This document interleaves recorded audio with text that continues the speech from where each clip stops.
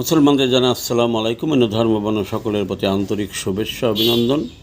বঙ্গবন্ধুর আদর্শের দলের নেতার দাবিদার অনেকে আপনার নিজেকে মনে করেন রিজিকদাতা,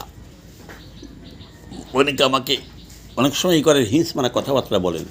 একটা কথা আপনাকে বলে রাখি, আপনারা আমাদের কাছে ঋণী আছেন। আপনি যত টাকার মালিকই হন, দুনিয়া আপনি যত বড় টাকার আউলিয়াই হন, অনেককে এই দুনিয়ায় আপনাকে টাকার আউলিয়া থেকে আপনাকে হতে পারে দেউলিয়া, কবরে আপনি সাজা পাবেন। আমাদের অবহেলা করে, আমাদের ঋণ শোধ না করে অন্যদের নিয়ে আপনারা খাওয়ার জন্য রোজ হাসরে আপনি আপনার মা বাবা সহ ফকির মিসকির হয়ে যাবেন। কারণ রোজ হাসরে কোনো টাকা থাকবে না।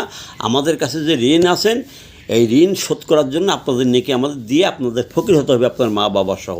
কারণ আপনার মা বাবা বঙ্গবন্ধুর আদর্শ নেতা আপনি হয়েছেন, কোটি কোটি টাকার মালিক হয়েছেন আমাদের ধোঁকা দিয়ে।